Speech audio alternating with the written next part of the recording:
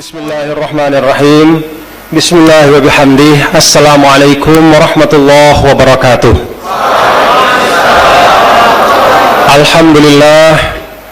Alhamdulillah wassalatu wassalamu ala habibina Muhammad ibn Abdullah wa ala alihi wa sahbihi wa man tabi'a hudah wa nasarahu wa walah ila yaumil qiyamah, amma ba'du. Yang sama-sama kita muliakan pimpinan Universitas Darussalam Al-Mukarram Bapak Dr. Hamid Fahmi beserta para pembantu rektor yang lain, sahabat-sahabat saya, para dosen, para pejabat struktural, dan bapak-bapak, ibu-ibu serta adik-adik semua, para tulab dan talibat, para santri-santriwati, mahasiswa-mahasiswi. Mudah-mudahan kita semua dirahmati Allah Subhanahu wa ta'ala. Alhamdulillah wa syukurillah, pada siang hari ini tidak terhingga syukur saya pribadi dan mudah-mudahan juga kita semua kepada Allah Subhanahu wa ta'ala, sahibul amri wal mulk, yang atas izinnya lah maka kita bisa bersilaturahim pada siang hari ini di tempat yang insya Allah berkah, kampus yang kita cintai. Saya hadir di sini niatnya adalah untuk bersilaturahim, juga untuk bertemu dengan Pak Dr. Hamid Fahmi yang kitabnya sudah saya baca, tapi orangnya jarang saya jumpai. Jadi ada beberapa kitab beliau dan tulisan-tulisan beliau yang saya baca, tidak hanya baca cepat, tapi baca betul-betul saya baca, ya.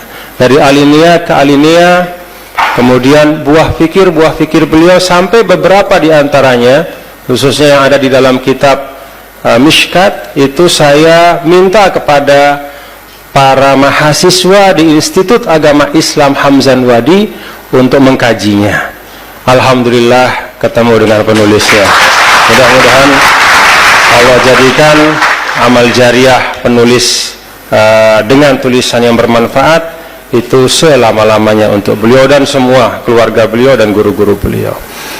Yang kedua, silaturahim saya juga kepada sahabat-sahabat saya. Jadi saya senang bisa hadir di sini, walaupun senangnya hadir ini juga menciptakan kendala psikologis bagi saya, ya. Ada kendala, pertama kendala keilmuan, ya mungkin bisa disiasati sedikit lah, ya, bisa dibelokkan sedikit begitu. Kendala keilmuan yang saya maksud, di depan saya ini ada beliau-beliau, anda semua yang saya yakin bacaannya jauh lebih banyak dibanding saya, dan segala macam yang terkait dengan keilmuan juga banyak sisi-sisi yang tidak saya miliki, tapi bisalah saya berkelit sedikit. Tapi kendala psikologis itu yang paling berat, ya. Bagaimana bicara di depan Dr. Setiawan, ya, yang hari-hari kita saling tendang, ya, saling tendang maksudnya di lapangan sepak bola, kemudian saling masakin. Ada Pak Syekh Al-Kanadi, ya kita panggilnya Al-Kanadi, orang Kanada begitu, ya. Di sini dipanggilnya Pak Kindi, ya. Jadi nisbahnya dia itu Al-Kanadi kita bilang. Nah, Pak Kindi ini sahabat saya juga. Jadi saya sering melihat teman-teman akrab, ya, ketika bicara di acara, pada saat saya hadir itu agak sulit menyampaikan dengan utuh apa yang ingin disampaikan. Nah, saya berada pada posisi itu sekarang. Ada teman-teman semua di sini, ada Pak Farid juga. Mana Pak Farid? Ya, ada beliau juga, dan banyak sekali teman-teman yang lain. Alhamdulillah tidak semuanya hadir, ya. Kalau semua teman kantor hadir di sini, ya kita doa-doa sajalah begitu. Apalagi kalau ada Dr. Muhlis itu, aduh ampun, saya tidak bisa ngomong apa-apa, ya. Karena dia pasti senyum terus melihat saya bicara dan kita nggak bisa bicara apa-apa. Nah, jadi saya mohon dimaklumi kalau misalnya saya sampaikan ini tidak sesuai dengan apa yang diharapkan, tapi yang paling penting silaturahimnya. Bapak Ibu, saudara sekalian, ada tema peran dan strategi politik dalam mewujudkan kemandirian perekonomian bangsa Indonesia dalam perspektif Islam. Ini judul yang murakkab, ya.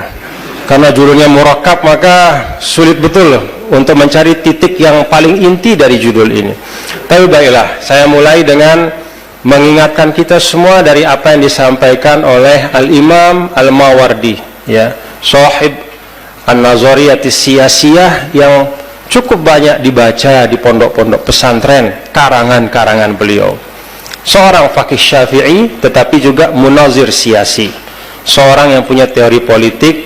Walaupun mungkin banyak revisi-revisi yang harus dimasukkan, tidak semuanya juga mencerminkan, mungkin menurut perspektif kita, tidak semuanya merangkum keseluruhan nilai-nilai terbaik di dalam Islam, tetapi paling tidak apa yang beliau sampaikan itu juga cukup banyak yang bisa kita renungkan, kita pelajari, dan bahkan beberapa di antaranya selalu relevan sampai sekarang. Banyak kitab beliau, salah satu di antaranya Adabud Dunya Waddin. Satu bagian dari Adabud Dunya Waddin itu beliau menyampaikan tentang 6 hal yang diperlukan agar negara, bangsa, masyarakat, dan individu-individu yang ada di dalamnya itu bisa hidup dengan baik. Masyarakatnya bisa maju dan individu-individunya itu bisa mencapai kualitas kekhalifahan yang memang menjadi amanah kita sebagai hamba Allah. 6 hal itu kata beliau, pertama dinun muttaba, agama yang diikuti. Ketika menafsirkan muttaba ini, banyak para ulama menyatakan bahwa muttaba itu tidak hanya min haitsul i'tinaq, tetapi muttaba itu adalah hayyun, dinun hayyun, yaitu agama yang diamalkan dan hidup dalam keseharian.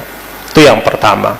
Yang kedua, sultanun qahir, kepemimpinan yang efektif, penguasa yang menguasai dengan kepemimpinan yang efektif. Ketiga, adlun syamilun, yaitu keadilan yang merata atau hukum yang berkeadilan. Yang keempat itu amnun amun, yaitu rasa aman yang dapat dirasakan oleh semua lapisan masyarakat. Ada ketertiban sosial, ada kenyamanan dan ketenangan lahir dan batin. Lalu yang kelima, hisbun darun, kesuburan atau aktivitas ekonomi darun yang bergerak, berputar, menghasilkan, salah satu maknanya. Tetapi juga darun ini tidak hanya menghasilkan atau produktif, tapi bisa juga dimaknakan berputar, tidak hanya berada pada satu level tertentu, tetapi juga aktivitas itu terasa manfaatnya oleh seluruh lapisan masyarakat. Yang keenam itu amalun fasih, ada optimisme kolektif, ada gagasan-gagasan baik untuk masa depan yang berkembang merata di masyarakat itu. Semua orang punya obsesi yang baik ke depan, baik secara individu maupun secara kolektif. Kata para ulama, Sultanul Qahir diletakkan di tempat yang kedua setelah dinun muttaba untuk menunjukkan bahwa yang kedua ini memiliki pengaruh yang sangat signifikan kepada yang ketiga, keempat, kelima, dan keenam. Maka Sultanul Qahir atau kepemimpinan, dalam makna yang luas kita sebut saja kepemimpinan. Kalau kita personifikasikan, ya penguasa, ya, pemimpin atau kepemimpinan, itu memang mempengaruhi. Apa yang dipengaruhi? Adlun syamil, hukum yang berkeadilan. Kenapa perlu dikasih sifat yang berkeadilan? Karena seperti itu juga Al-Quran membahasakan hukum. Wa idza hakamtum bainan nas an tahkumu bil adli. Jadi tidak hanya an tahkumu, tapi an tahkumu bil adli, hukum yang berkeadilan. Sultanul Qahir ini juga mempengaruhi amnun am, yaitu ketertiban sosial yang ada, sehingga tidak ada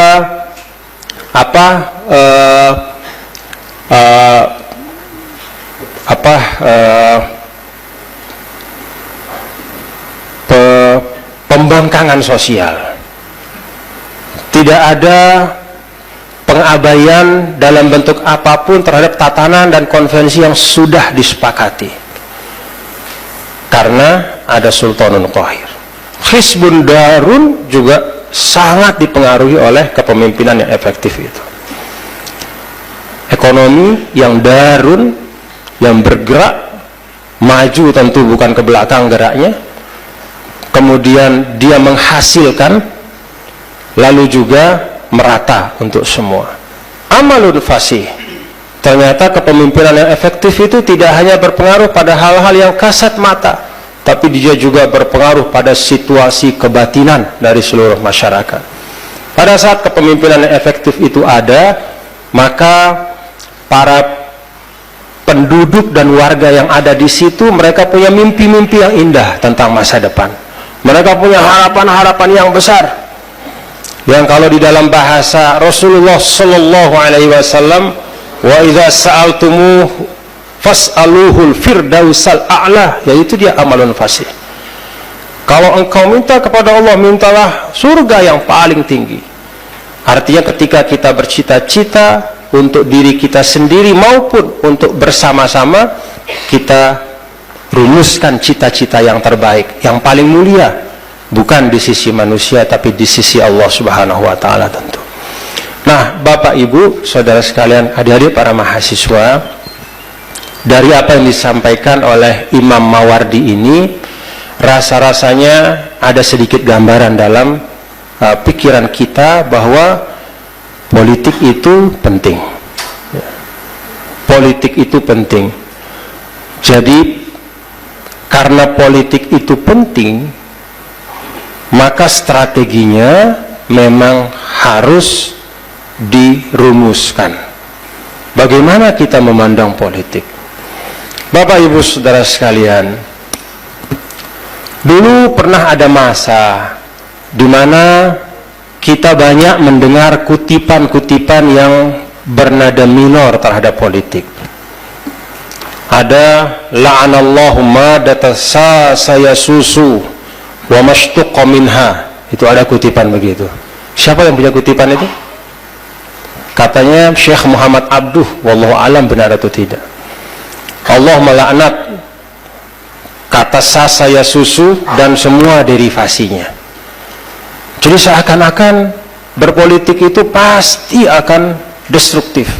Orang yang baik kalau dia berpolitik wajib hukumnya ada kausalitas yang pasti, ada hubungan organik antara politik dengan rusaknya seseorang. Itu kita dengar terus menerus dalam waktu yang cukup lama, sehingga akhirnya tawa'iyatan au kurhan, ya, baik sukarela maupun dipaksa, akhirnya umat ini menjauh dari ranah politik, melepaskan tempat-tempat yang menentukan, melepaskan ranah-ranah yang penting di republik ini, lalu kemudian menjadi penonton saja. Alhamdulillah, sistem politik itu berubah, desentralisasi, ada otonomi daerah, dan ada sistem pemilihan langsung dengan segala kekurangannya, dengan segala hal yang menjadi catatannya. Tapi paling tidak, sistem pemilihan langsung ini membuka jalan bagi para santri. Salah satunya misalnya Muhammad Zainul Majdi, ya.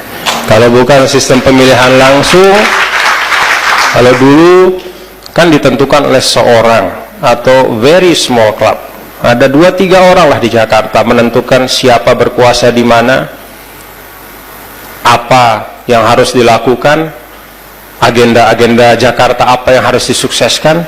Itu sangat kecil. Lingkup dari negara yang besar ini ternyata ditentukan oleh kecil sekali.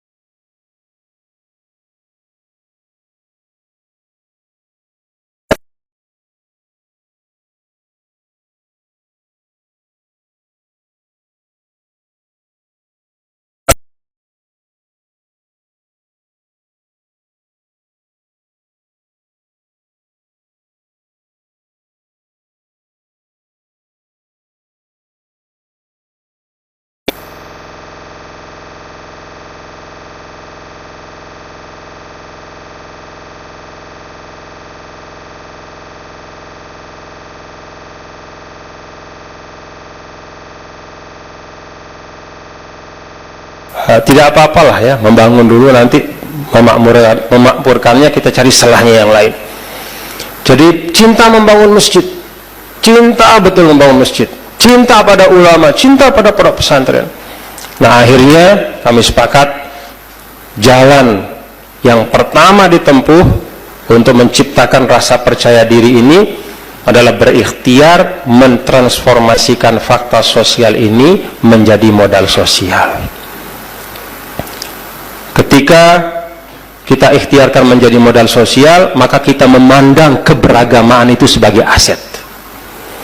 Tidak memandang keberagamaan itu, tadayun kita ini sebagai syai'un waqi'i. Ya inilah realitas, inilah kenyataan dan selesai. Tidak. Tapi keberagamaan ini modal, dan ini modal yang paling besar untuk NTB. Mudah-mudahan juga untuk Indonesia. Kalau untuk Indonesia, rasanya founding fathers kita juga seperti itu melihat agama. Maka diletakkanlah ketuhanan yang Maha Esa sebagai yang pertama. Maka diletakkanlah di alinea ketiga atas berkat rahmat Allah yang Maha Kuasa. Itu yang kita lakukan.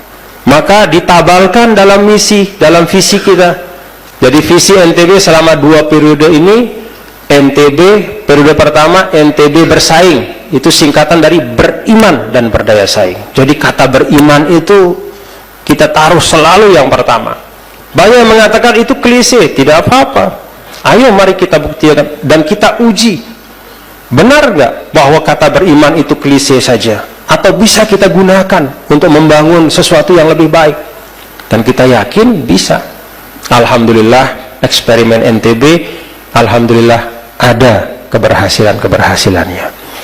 Periode kedua juga sama, kita lengkapi beriman dan berdaya saing, ditambahi di tengahnya itu beriman, berbudaya, berdaya saing dan sejahtera.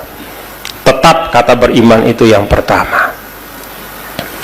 Nah, bapak-bapak dan ibu, ketika ini sudah menjadi kesepakatan dan kesepahaman di NTB secara umum, maka turunannya ketika kita mencoba untuk membangun kebijakan-kebijakan sektoral yang terkait dengan aspek-aspek pembangunan tertentu, itu lebih mudah kita alirkan argumentasinya. Jadi kita buat payung dulu. Kata NTB beriman itu payungnya. Dengan itu maka ada kesepahaman mendasar dari masyarakat bahwa ya memang kita sekarang ini harus mencari inspirasi-inspirasi terbaik, mengambil bentuk-bentuk terbaik dari agama untuk kemudian menjadi program kita di NTB.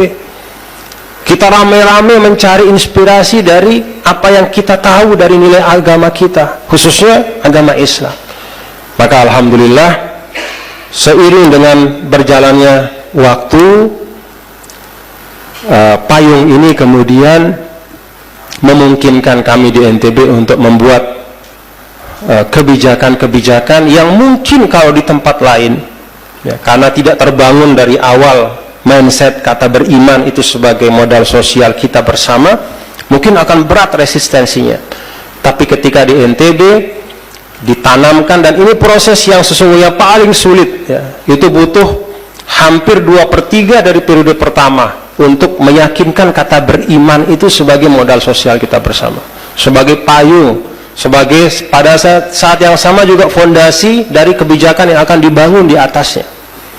Alhamdulillah ketika sudah ada kesepahaman itu, maka ketika kita mendeklarasikan misalnya NTB adalah destinasi pertama di Indonesia yang mendeklarasikan halal tourism, ya sekarang sudah berubah lagi namanya ini karena pertimbangan praktis katanya.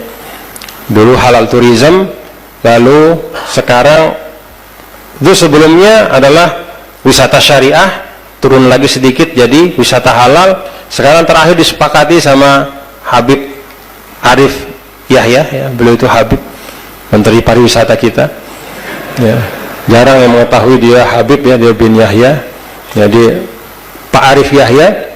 Akhirnya kita sepakat terakhir istilahnya adalah Muslim Friendly Tourism. Tidak apa-apa, la musyahata pul istilah, nggak penting lah itu, yang penting isinya kita dapat. Jadi ada segmen baru yang kita ciptakan secara sengaja. Ya. Kita ciptakan secara sengaja segmen baru, itulah Muslim Friendly Tourism di NTB. Segmen yang konvensional itu tetap jalan, karena memang kami memilih untuk meletakkan eksperimen ini pada tataran realitas dan biar dia bersaing dengan realitas yang ada. Artinya para pelaku pariwisata itu punya dua pilihan. Anda ingin mengembangkan konvensional tourism atau Muslim friendly tourism, atau Anda ingin kembangkan dua-duanya, Anda lihat mana yang lebih prospektif. Alhamdulillah 2 tahun terakhir dengan deklarasi ini, wisatawan dari Malaysia itu naik sampai 34%. Wisatawan dari Timur Tengah naik sampai 190%. Tahun 2008 itu hanya 450.000 wisatawan, tahun kemarin itu 3,2 juta wisatawan. Jadi naik. Nah, ini menyebabkan masyarakat juga kemudian menyadari, oh ternyata ketika segmen wisata Islami ini diintrodusir, ditetapkan, kita laksanakan bersama, ternyata ini justru membuka peluang-peluang pariwisata yang luar biasa. Lapangan kerja juga otomatis tercipta, industri kreatif kita juga semakin menantang, ya, karena kalau dulu misalnya souvenir-souvenir dari NTB itu kaos-kaosnya misalnya bentuk-bentuk motifnya itu konvensional, dengan adanya halal tourism atau Muslim friendly tourism ini tentu memancing kreativitas yang lebih kaya lagi, bagaimana menunjukkan sisi-sisi dari halal tourism di NTB. Jadi menimbulkan efek yang terus berantai ke bawah. Alhamdulillah itu berkontribusi untuk menurunkan angka pengangguran, sehingga di NTB itu penganggurannya sekitar 3,9%. Di bawah rata-rata nasional 5,1%. Jadi ini bagian dari implementasi kebijakan yang bisa nyata menunjukkan bahwa kebijakan yang diinspirasikan dari nilai Islami ternyata menghadirkan kemaslahatan untuk semua. Nah, bapak-bapak dan saudara sekalian, memang ketika mengintrodusir kebijakan publik yang mengintrodusir kebijakan, ya, yang diambil dari ajaran Islam atau terinspirasi oleh nilai-nilai Islam, memang kami mengkaji, ya, harus lulus dari kriteria, ya, ketika kebijakan itu kita lempar ke publik, bahwa kebijakan ini kemanfaatannya bisa dinikmati oleh semua. Jadi sudah tidak ada alasan lagi misalnya, ya, saudara-saudara kami yang non-muslim mengatakan, ini kok kebijakannya kok Islami, ini berarti hanya orang Islam saja dong yang dapat manfaat. Nah, kita pastikan bahwa kita diskusikan, kita pastikan, kita lihat dari semua sisinya. Setelah kita pastikan dengan semua perangkat yang kita siapkan, perdanya juga sudah ada, maka kemudian kita luncurkan. Alhamdulillah, kemanfaatan dari segmen baru ini ternyata dapat dinikmati oleh semua. Jadi menurut saya, mungkin dari pelajaran NTB ini adalah salah satu diantaranya bahwa ketika kita ingin memilih dari dari nilai-nilai atau dari ajaran-ajaran Islam yang kita introdusir ke publik, itu kita pastikan, ya, semua ajaran Islam tentu rahmatan lil alamin dan membawa kemanfaatan bagi semua, tapi tentu ada tahapan-tahapannya. Untuk tahapan sekarang misalnya, dipastikan bahwa betul-betul dia memenuhi kriteria katakanlah al-intifa'ul am, ya, bahwa naf'iyahnya itu untuk semua, sehingga